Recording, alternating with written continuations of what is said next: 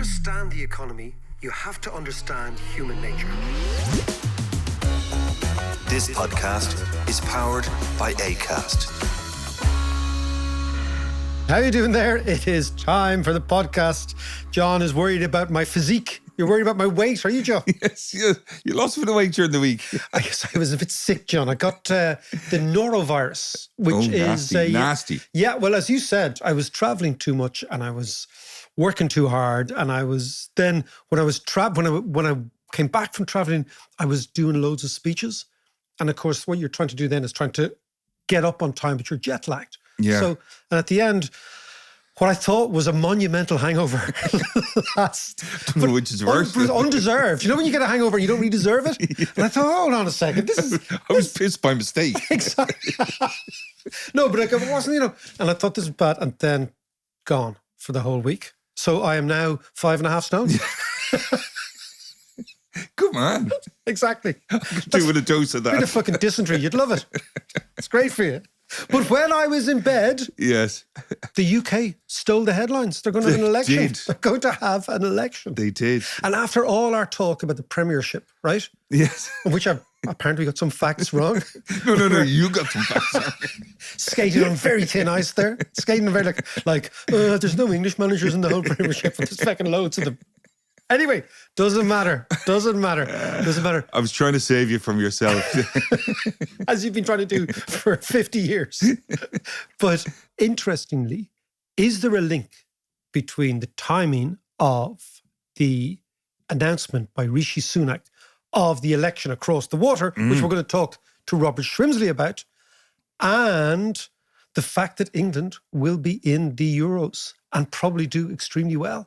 And is it a sort of an effervescence that he's thinking, I can pull this cat out of the bag? That's a big bet, though, on isn't the it? back of Phil Foden's ability or whatever it happens to be. The country rests on Phil Foden.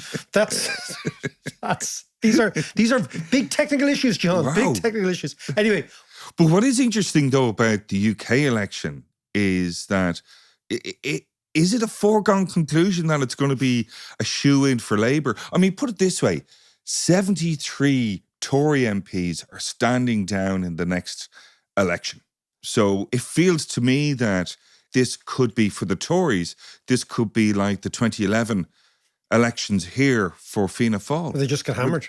Absolutely hammered and wiped out. Well, I think for the Tories there's a bit of great news. What's that? Which is that Liz Truss is running again. Somebody has to save the West. It's going to be Super Liz. She's not gone away. She's still here. All to play for. She is unbelievable. It is a comedy over there. But listen, why don't we go over to London, talk to Robert Shrimsley of the FT, get his take, and then let's come back into studio, which is very glorified. Shiny floored studio. Shiny floor studio, basement where I sleep most of the time. All right, let's go to London and talk to Robert. Now, last week, the big announcement in the UK was that Liz Truss is running again for the Tory party. A thing of beauty.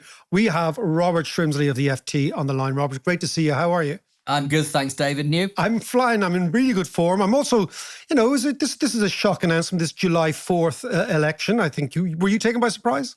Not on the day, because the rumours were beginning to circulate.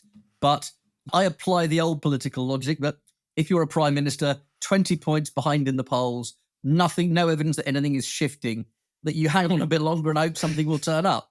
But he hasn't done that. He has clearly decided that nothing good is going to turn up.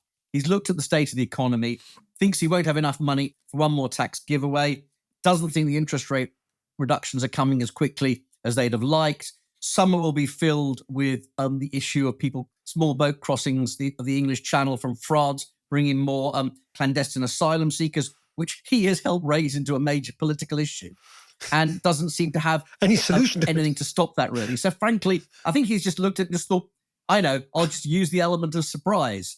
And so it looks bold. I'm taking a gamble. I mean, I don't actually think it is that much of a gamble, because I think the pattern of the election is set.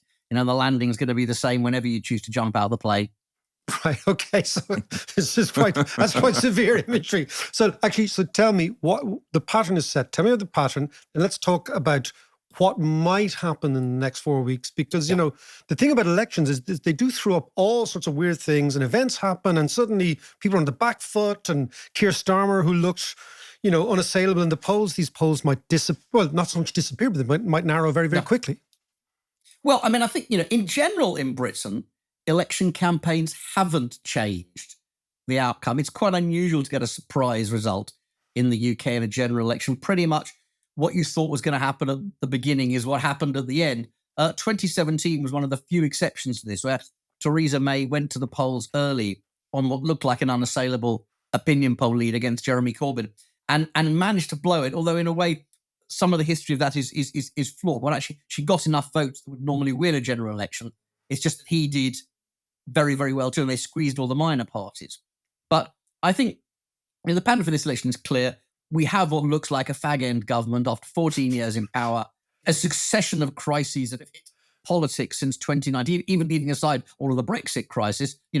We get Boris Johnson, he's going to get Brexit done, sort of does, in as far as it's ever done, but sort of does. Gets hit by the pandemic, the energy price spike. So a real crisis hit government, during which we have 3 prime ministers in 1 year. Boris Johnson, who's sort of forced out for perpetual rule breaking and dishonesty, particularly over the pandemic. Liz Truss, who sort of self-destructs in 49 days. And then Rishi Sunak, who the party clearly didn't want, but who's come in to sort of just sweep up, which, to be fair to him, in many ways he has. When we talk about the achievements of Rishi Sunak's government, they're almost all achievements against his own party, which want him to the Windsor framework deal around Northern Ireland. That's really doing something sensible that the rest of his party didn't want him to do. And he does deserve some credit for that, but nonetheless, baseline competence didn't used to be a bonus feature when you were considering elections. So anyway, they're going into the opinion of the country. They're terribly behind in the polls. Conservative Party opinion poll ratings at the lowest I can ever remember going into an election. So it's a disastrous position against the Labour Party, which essentially has cleaned up its act, but could probably have done with a couple more years of finishing that job off, working out what it wants to do. We're going into what looks absolutely like a change election, where the country's completely sick of the Conservatives. Clearly, all of the polls say that, but is not actually sure of the Labour Party.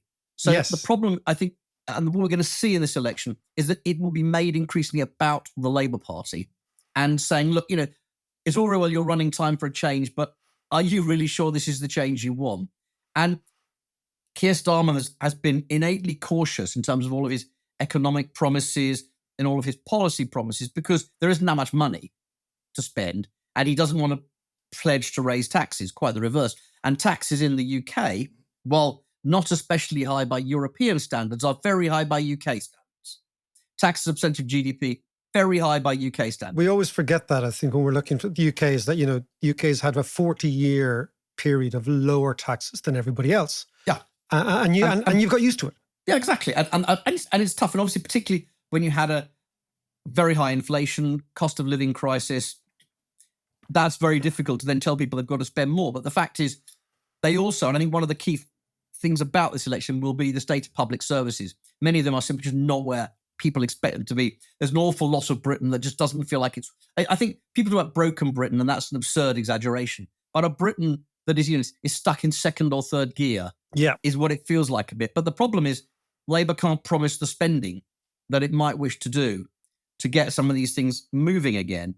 And neither party has a particularly convincing story on how to secure economic growth. Yes. And this is the fundamental. If you're not going to put up taxes and you're not going to borrow anymore because your deficit and debt is to GDP are far too high, then you have to grow the economy. And so it's going to be an election of sort of limited expectations and managing expectations. And Keir Starmer saying, well, look, it's going to take 10 years to turn this around. And, we're probably going to see a reduction in turnout. And it's going to be, I wrote about a year ago about how I thought this would be a hopeless election in which the Conservative Party's effort is to depress hope and say, look, nobody's going to do any better. And Labour's effort is to manage expectations and say, look, and in its determination to show to the public that it can be trusted, particularly on economics and on taxation, it's being very, very cautious about what it wants to say. So in effect, what you're saying, the deep-rooted problems in the UK, the productivity problems, the regional inequalities, the stuff we've talked about before, and I think everybody listening to the podcast is aware of, maybe not aware on a day-to-day basis, but there's a general sense of that sort of, as you said, it's not broken Britain, but it's a spluttering, it's a sluggish. Yeah. And of course, this election, I mean, elections always typically promise people, okay, we've identified the problem, we've got the solution, back us, right? What you're saying is that's not what this one's going to be about at all. It's just going to be about... Well, I just think, there are two things. First of all, Britain essentially elects conservative governments. Britain, yes, by it's and a large, conservative country. chooses the Conservative Party. And that's partly a quirk of the electoral system and the fact that the left vote is more split than the right vote. But essentially, it's a small c conservative country. And every few years, every few elections, the country looks at itself and goes, look, things aren't working. Party services aren't working. We need a dose of Labour to come in and get things moving again. And then at some point we'll go, whoa, too much. And we'll go back to the Conservatives. Yeah. And that's really the history, isn't it, the pattern. last 60 years? Yeah. And we're in that point clearly today, but without the money to spend. But the other thing is, when you think back, say, when Tony Blair became Prime Minister and took over, he did so accepting an economic argument that was fully established. It's a Thatcherite economic agenda, which he smoothed and softened, but he basically accepted it. This was the economic policy, this was the economic strategy, and it was continuing to work. And that goes all the way up to the financial crisis. But ever since, people have been trying to work out what our economic model is, and especially since before Brexit, Conservative economic model was you make Britain highly competitive, especially competitive within Europe. You keep taxes low. You remove as many regulatory barriers to business. You invite in anybody who wants to come and work in the city. There's no money too dirty. Our services will provide you. We'll facilitate this for you. Open trade with China, all of these things, and obviously the single market. And this is a convincing economic model. Post-Brexit, what is the economic model? Well, it's clearly not being open to open borders with our nearest trading bloc, on top of which China is now being considered a security challenge. Therefore, all of the open model with China the walls are going up everywhere. You're not quite as free market. You believe you've got to invest more. Boris Johnson's model, which was post-Brexit, was we are going to build this economy by investing in all the parts of the UK that aren't really working as well as London, which is all of them. And we're going to invest in regional growth. We're going to level them up. And that's not a bad theory. Over a long period of time, there's something to be said for it. But then, of course, the pandemic comes in, the energy spike, and there isn't the money to spend to deliver those things. On top of which, UK is particularly bad at infrastructure building. So, we take decades to build rail lines. We're still waiting 14 years for the nuclear power stations that people said need to be built. Meet your little brother, Robert. We're the same. Yeah, all these things are the fundamental problem. We have major issues with our planning regime, which is one thing Keir Starmer has been fairly clear on, is that he sees a first part of these growth strategies being unleashing planning reform. So things can get built much more easily. We have, like you, a housing crisis, particularly in the southeast. House prices are shooting up. People are getting older and older before they get their first home. So you look around and you say, what's the economic model that either party is really offering? On top of which, if you're a conservative, what's the model you're offering anybody young?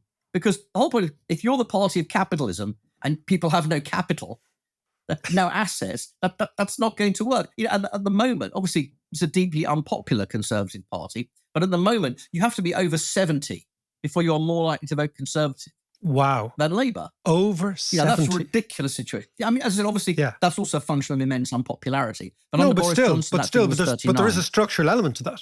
There is a structural element. Yeah, absolutely. I mean, and the age at which people become conservatives has been creeping up for some time, and it is entirely linked to the age at which people become homeowners.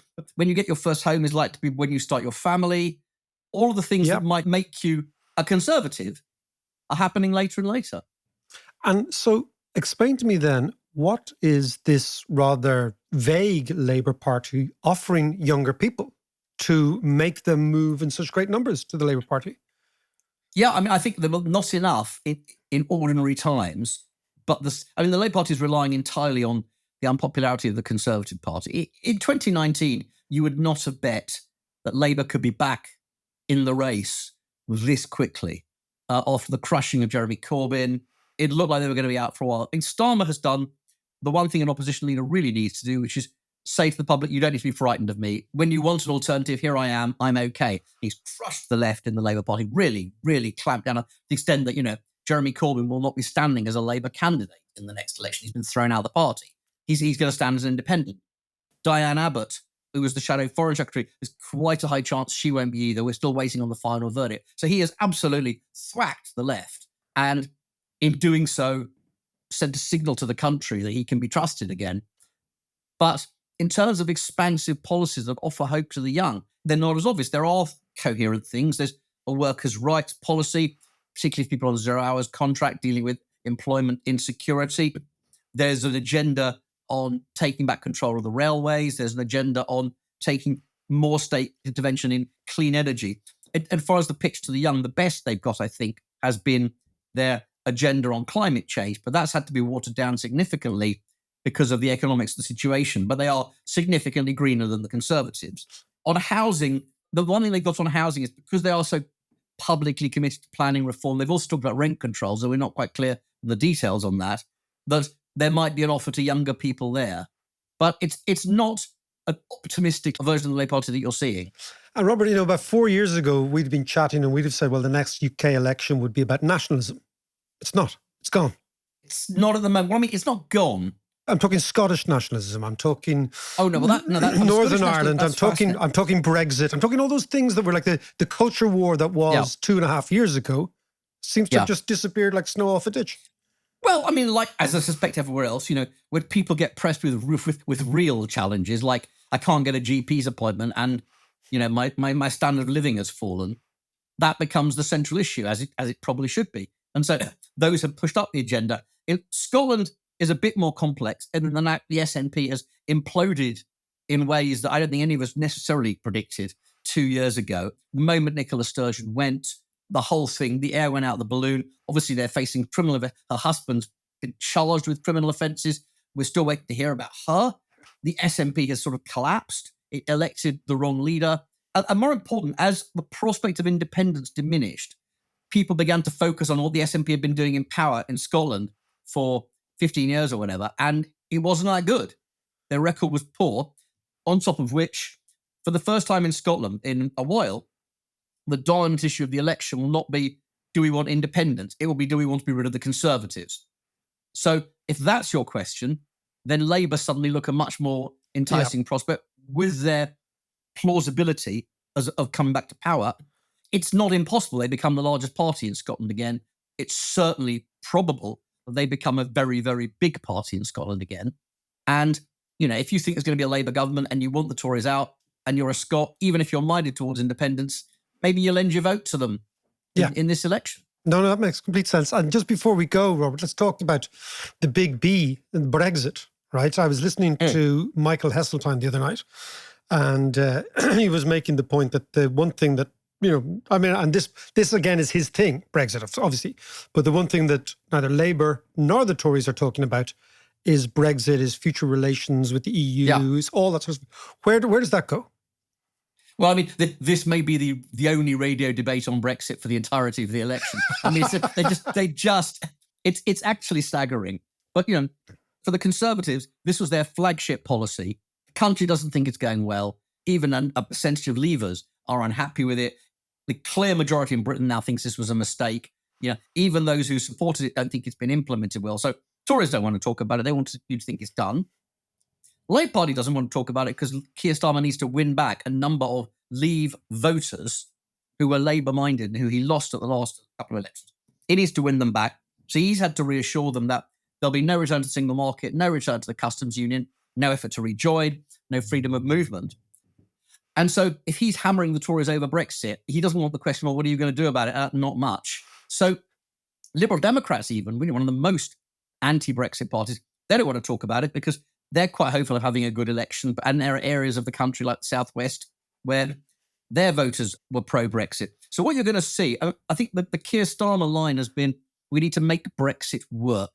We need to improve our relations with the EU. But I think their big play, apart from signing out to phytosanitary regulations, which I think is very clear they would want to do, is to use the issue of Ukraine, to use the issue of European security as a sort of lever to prise open relations with the EU and say, we're interested in our common security, but by common security, we don't just mean defense. We mean energy security. We mean supply line security. Maybe we mean data and criminal security. So we want to be back in the room talking about all these issues and just putting Britain back in the room on lots of things and having a more, friendly relationship with the EU at a time when the EU is no longer worried that this was the first domino falling and that actually We have to make sure nobody else wants to go that way. So I think there is a possibility of an improving, a smoother relationship with Labour quietly realigning on lots of things. And then if it's had a good 4 or 5 years, it might go into the next election with a bigger offer on Brexit. It might or it might not. But this is the dog that won't be barking in this election. And finally, England, Euro champions, as quarterfinal, semi-final time? Yeah. Does it change anything? No, football won't change. It won't change anything at all. Perversely, although Tories would tell you the opposite, I think the better the country feels about itself, the more ready it is to take the risk of a change. Interesting, because the Tories would have always said, look, bit of patriotism, you know. No, none of that work. And Starmer is a proper football fan. I mean, he's a real football fan. And he plays football all the time. So Mr. Football is more him than Rishi Sunak. But like with the economy, modest improvements in the economy, which now begin to look like they're possible, actually make people feel a bit easier about voting Labour, not more worried. And as to England's chances, listen, I mean, I've been singing football's coming home since 1996. You know, we're still waiting for the doorbell to ring. So we'll see. England has a good team going into this contest, which just means normally that the disappointment is the greater. well, at least, look, count your blessings. Consider your poor neighbours across the water who can't qualify. It is almost listen, mate, impossible. you need to get yourself an English manager. English manager, that's the answer. Listen, Robert, we'll leave it there. And I'll talk to you. I'll see you in Dalkey in a couple of weeks' time. Looking forward to it. Take it easy.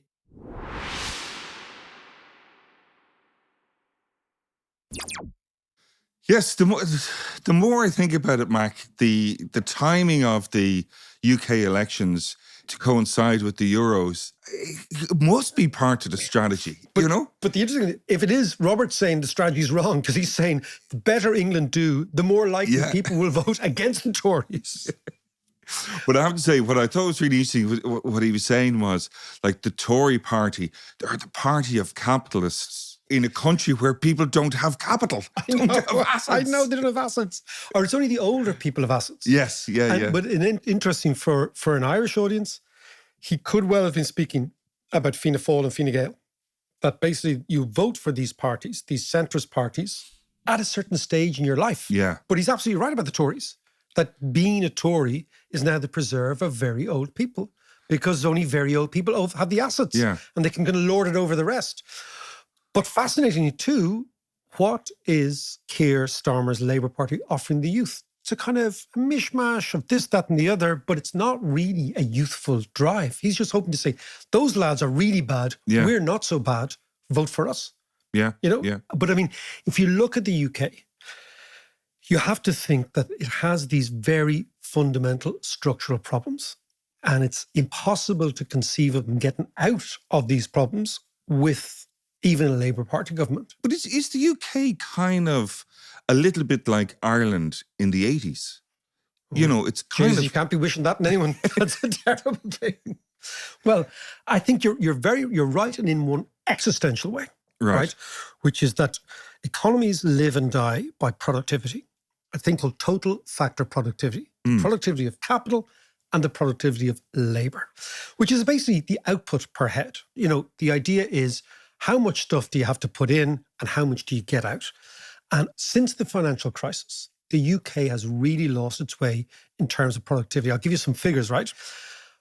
From 1971 to 2007, output per worker grew by 2.2% every year. It has only grown by 0.6% every year since then. Right. So it has collapsed completely, right? What's the reason for that? Well, this is the whole thing. I'll give you a few other figures, right? Yeah. Okay, the total factor productivity, right, which measures everything, has increased by a meager 1.7% in the 15 years since the global financial crisis. To put this into context, the UK saw productivity growth of 27% in the 15 years before 2007. Right? Okay. So you've had a total collapse of investment. You've had a total collapse in the quality of investment. You've therefore had a massive reduction in the output per worker. And because the education system isn't producing the types of workers they need, what you've had is a total and utter deterioration in the quality of work in the UK.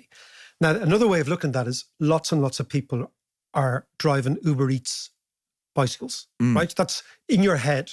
imagine that. That's, total factor productivity collapse means you go from making cars to actually delivering Uber Eats, right? Yeah. And when you start to create an economy like that, which is based on a service economy, what you do is you funnel a massive amount of the population into jobs that are low productivity. The problem in the UK, and it's going to come here as well, is you have graduates driving Ubers. You have graduates doing Deliveroos.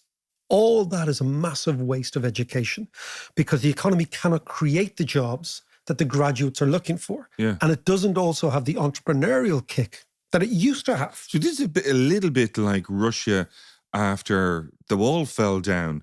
You had all these extreme example. Yeah. It is a bit extreme, I know. But you have scientists working at McDonald's. Yeah. And professor driving the taxi. Yeah, and then the question is, why is that? Right? So it means that your demand, to get really economically, your demand in the economy is not sufficient to generate the jobs for the supply of people, right? That's the first thing. So you think, well, why is that? You talked about Ireland in the 80s. We were in this unbelievable, negative, repetitive cycle of low productivity, high unemployment begetting low productivity, high unemployment then, low productivity, low wages. When your wages are low, labour's cost is quite low, so you don't invest in capital. So you have this really perfect storm of negativity, which we had. And probably that was best visualised in queues of people here in Dún Laoghaire going to emigrate, right? Then we alighted upon this idea of the multinationals. Suddenly you got high productivity jobs, high-end capital, incredible networks with the United States, all of them coming together, sucking up what was a reasonably educated graduate population, and you begin the process of growth. And then once you get into growth, you get dynamic growth. That growth begets growth. And there's a sort of an optimism begetting optimism. Yeah, we went a bit mad in 2007, blew the feckin' deck of cards, blew everything, right? But then we recovered because we had this excess capital coming in from America. Yeah. The Brits haven't had that. And the irony is, even though they could have this, John, Brexit has almost ensured they won't have this because the Americans don't want to invest in a country which isn't investing in relations with its neighbours, right? Yeah, because that's the problem with Britain has thrown up trade barriers. I mean, Robert was saying at the end, the best they can hope for is slightly better relations with the EU, right? That's not going to cut it at an American corporate board table. But if they dropped their corporate tax, even temporarily. They can't. They need the money. They're strapped for cash. See, this is the fascinating thing, right? Is that But there's a trade-off, surely. There is a trade-off. There's a fine line. They should, if they were able to depend on, okay, so let's think about it, right? It's a timing issue. So if the Brits were prepared to say, okay, we're going to drop our corporation tax to 5%, right? Forget 12, really make a material difference. Yeah. Steal a march on the Irish, but also on the Germans, on the French, the people that they really compete with in terms of significant bulk. Then what they'd have to do is they'd have to find money in, let's say, the 5 or 6 year period where they'd be out of cash, right? And as you said, because eventually capital will come in and revenues will kick off again. So then it's a sort of an issue of, this is why we mentioned the Liz Truss at the top, right? Yes. It's an issue of buying time. So can your bond market, can you as a government go out and borrow in the interim between the announcement of the policy and when the policy actually kicks in and starts to work? Can you actually borrow in that interim period? Yeah. Britain can't at a proper price because of what Liz Truss did, right? Because what Liz Truss is don't worry, we'll just go and borrow. Don't worry about taxes. Don't worry about budget deficit. We're Britain. We've got our own currency. It'll be fine. It's a pro-growth policy. Yeah. And the world said, on your bike, darling. That ain't going to work, right? So in a way, what Britain has done is they've shot their load in that regard, right? Right. A technical term. And they can't do it again, or they're nervous about doing it again. The Bank of England's nervous about doing it. So they're completely hemmed in because they could do this, but they're hemmed in completely. So they could do it theoretically. Yeah. But technically, there is a serious doubt on the part of the Bank of England as to whether the financial markets, after having been traumatized by the Liz Truss experience, will actually give them the benefit of the doubt. So this is the problem. So in the old days, Britain could say, look, we can borrow loads because we got our own currency. And we're Britain. We've never defaulted before. But they also had all the oil, North Sea oil as the well. North Sea oil. To shore it up. I think, my honest opinion, they still could. I think the problem with trust was that trust policy was not that what they did, but they did it far too quickly. They could have done it over a much more, let's say, telescopic idea that we're going down 5 or 6 years. This is what we're going to do. It's going to take a long time, but this is where we're getting. There's our end point. It's always like, the markets tend typically to back journeys as long as they know the destination. If you say, this is where we're aiming to get, people say, okay, fair enough, there's a plan. Yeah. But neither of them have plans. Sunak has no plan. Starmer has no plan. Their only plan is to win the election on the 4th of July. Right? That's it. Yeah. And how are you going to do that? You're going to tell people nothing of substance. You're going to make it all cosmetic. And basically the Tories are going to say, those fellas are going to screw it up. Labour saying, those lads have already screwed it up. And the punter's going to say, do I take a risk on the fellas who once screwed it up but haven't screwed it up for a while?